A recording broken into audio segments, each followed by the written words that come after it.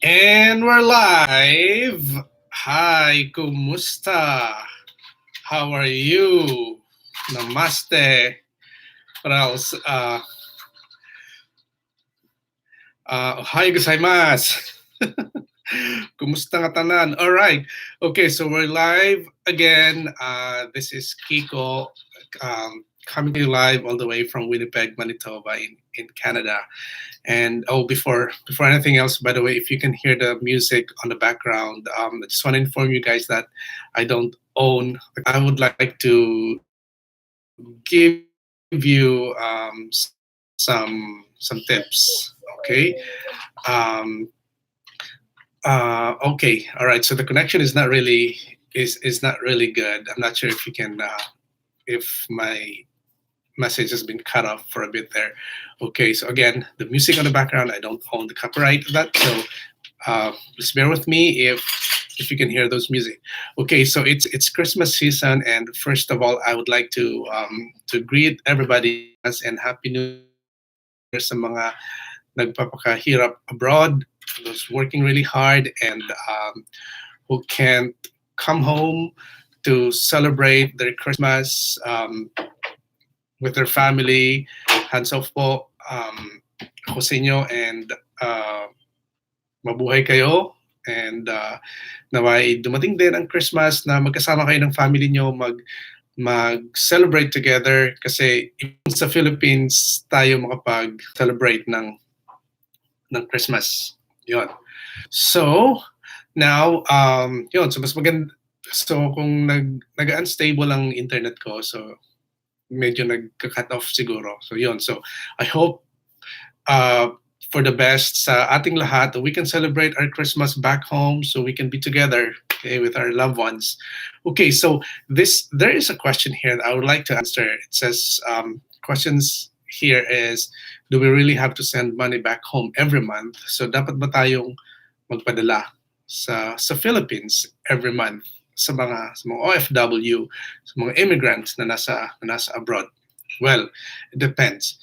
Okay, so meron pong mga tao na nagpunta abroad, it's because their husband or their wives is unemployed, so they don't have any other option but to, let's say, apply for a job abroad.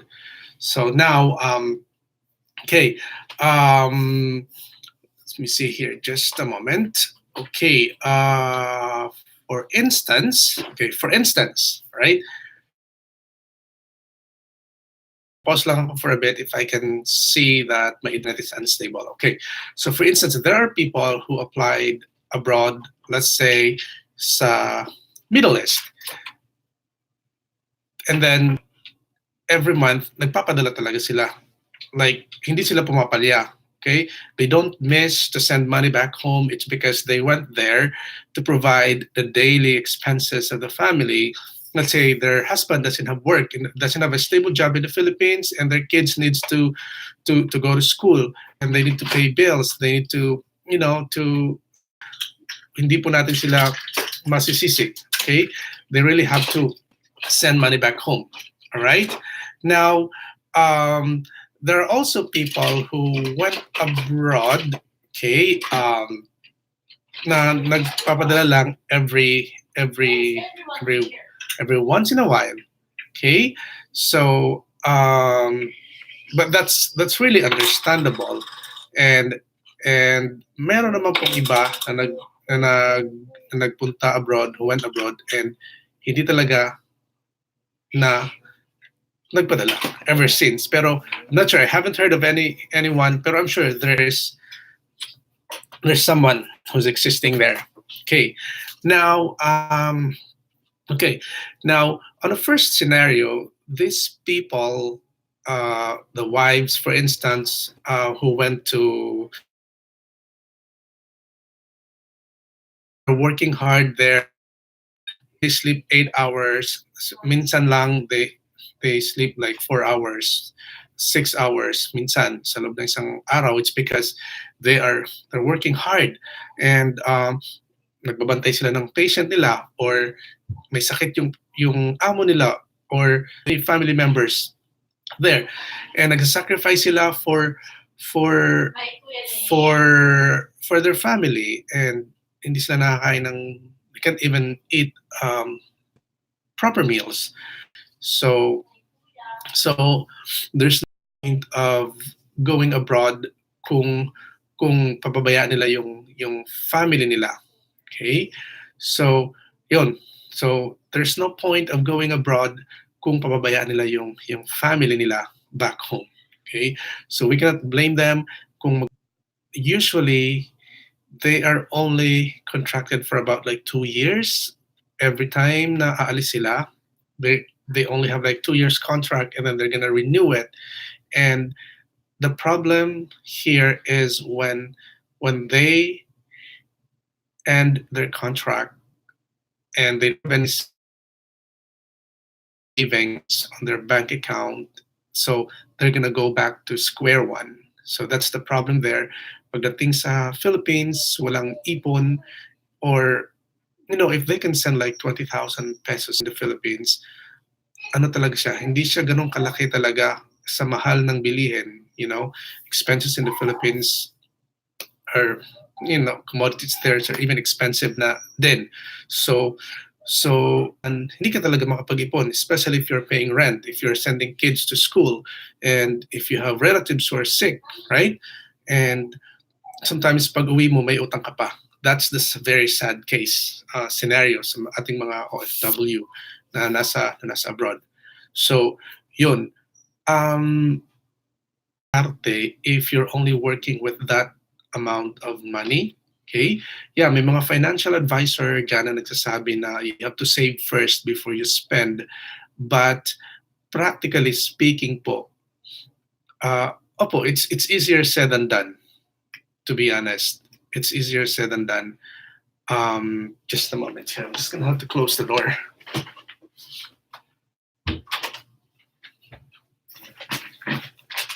I love Tagaytay.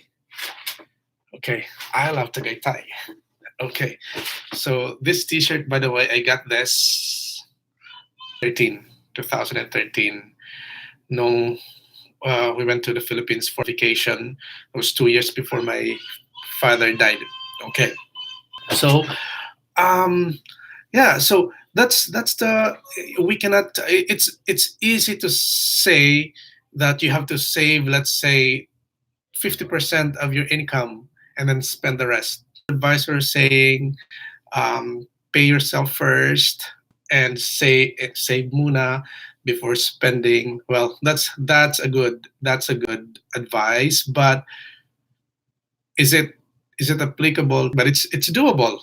It's doable. Okay. Now, okay, the internet connection is unstable. Okay, I close the door and the Wi-Fi is very far from this room. Okay, all right. Now, yeah, so minsan pag uwi ng OFW natin from abroad, they don't have a savings. Okay, their spouse at home doesn't have a savings, so babalik tayo sa square one na naman, and we're gonna apply for work abroad again. We sacrifice our time, we take care of other families' kids, and sacrificing our kids back home. So yun yung everyday talaga that they have to send money. Okay, and we can't blame them. The other person, and I think this is where I belong to, is sending money back home every once in a while. Well, it depends on the situation, okay? Because some people cannot do that. If they are supporting their parents back home, okay?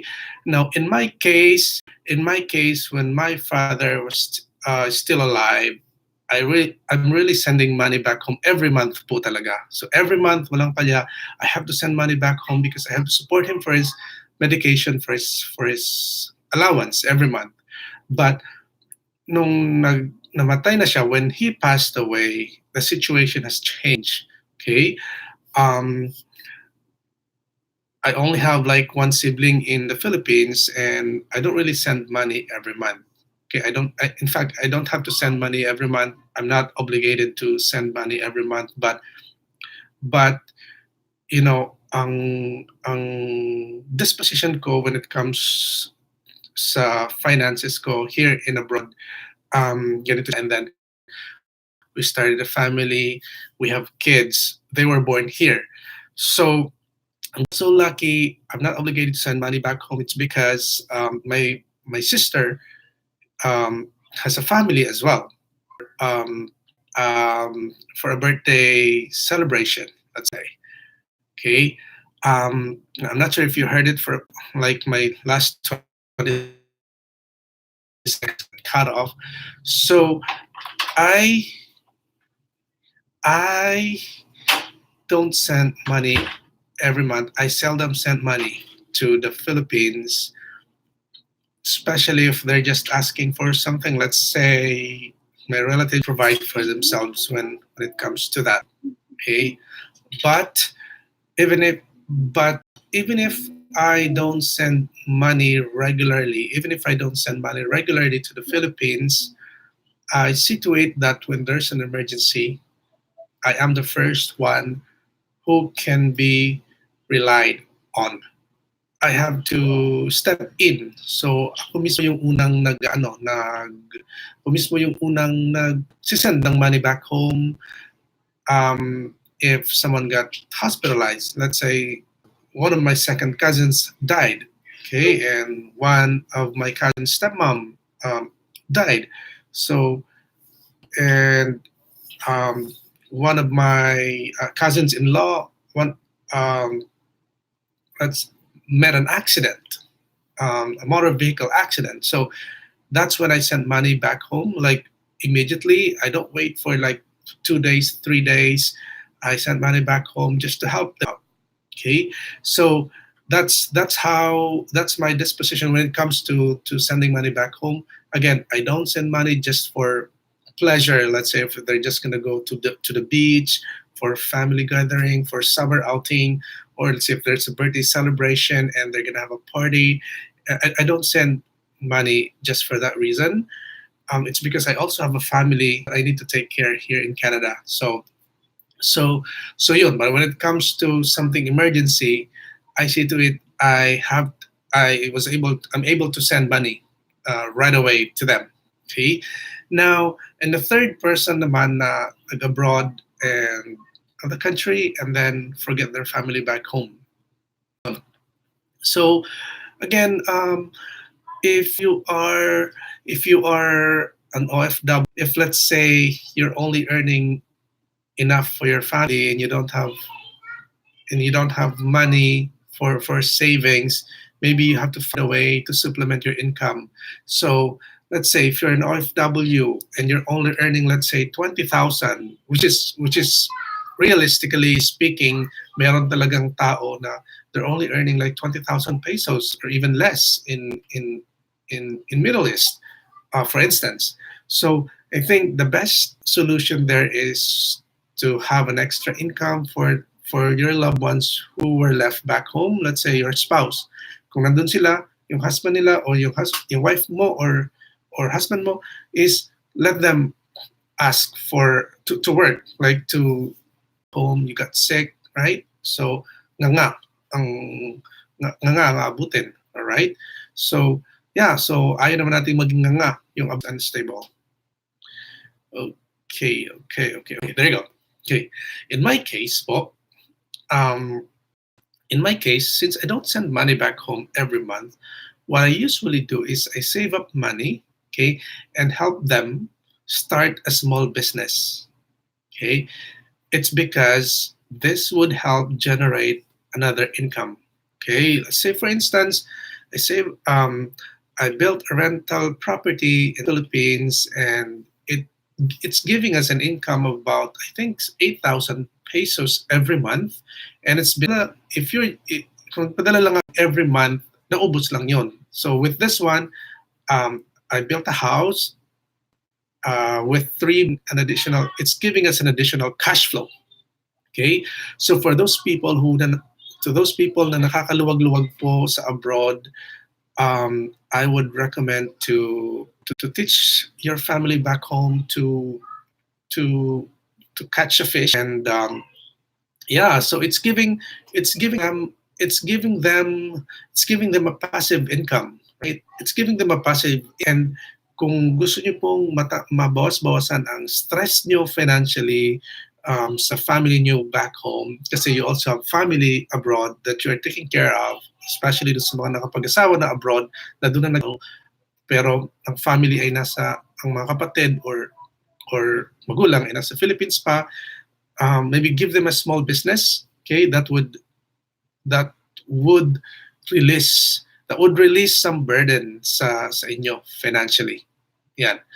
And to those people na nakalimot na po, who has forgotten their family home, especially their parents, though it's not our obligation to help our parents, like to send money back home every month, and it's not our obligation to take care of our parents financially, but it's, well, for me, to be honest, our culture, but it's part of our bloodstreams talaga that we love our family. We wanna take care of our older ones, and a responsibility to take care of our parents. But it's really part of our holistic thing that it's part of our heart. We can't. It's part of our spirit. So that's how we love our parents back home.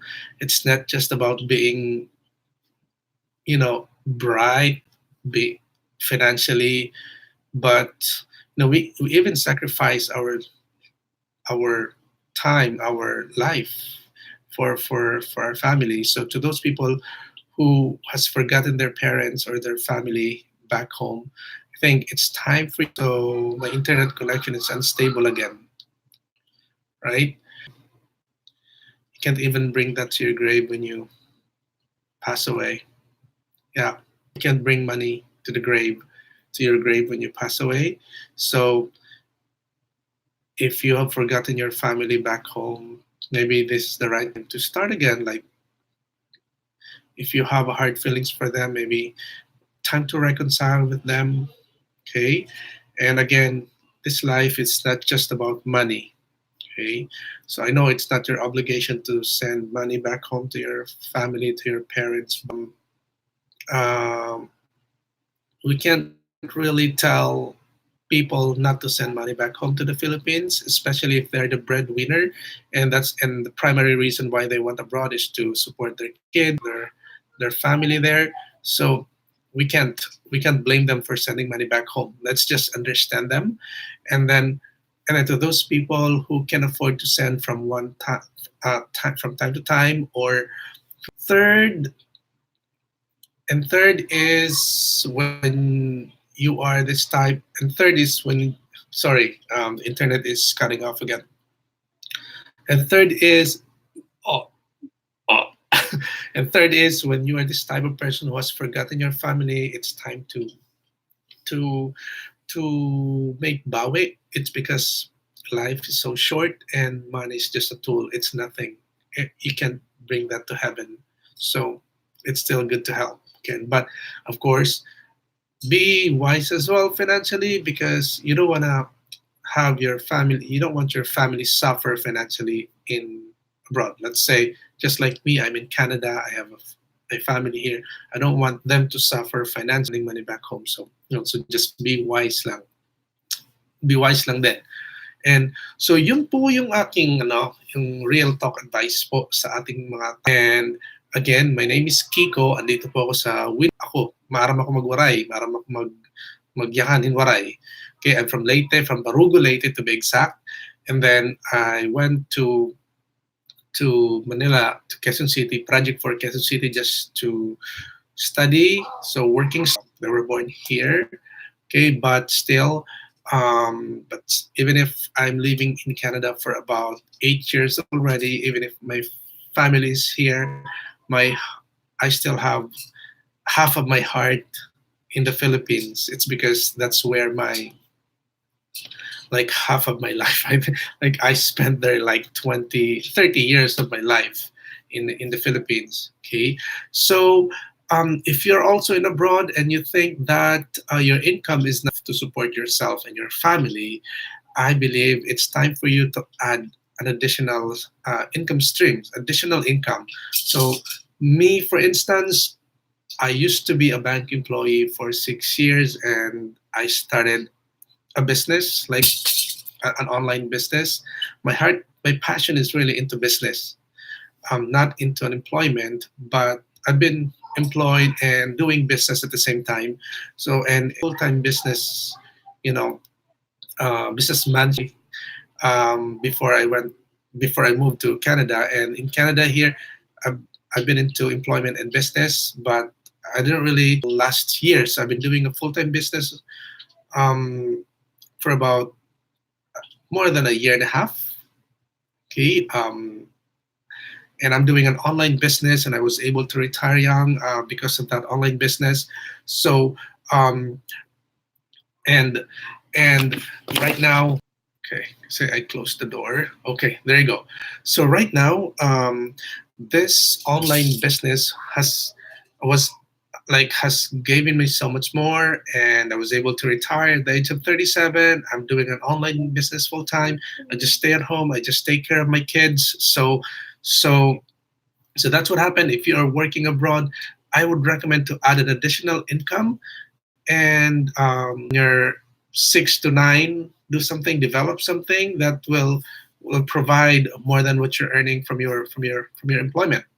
Okay, so if you need some advice, just message me. I will put my link below this video. Okay, I'm gonna put my Facebook link, I'm gonna put my page link, and my website as well if you need some advice. All right, so let me know in the comments if you have questions. Okay, let me know in the comments, and message me. Okay.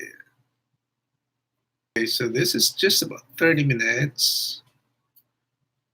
Okay. Okay. Okay, I just hope that, okay, there you go. So the internet is back. Sorry, I closed the door. That's why. Okay, so yeah, so if you're looking for additional income streams, or if you need some advice, if you have questions, just message me or just put your comments, okay, below this video, and don't forget to subscribe, and yeah, add me on Facebook, and I'm happy to. I'm happy to. Okay, so Merry Christmas to everyone, and I hope that I was able to to inspire you, to give you an addition, like an input. Thank you so much, everyone. You have a good day, and Merry Christmas.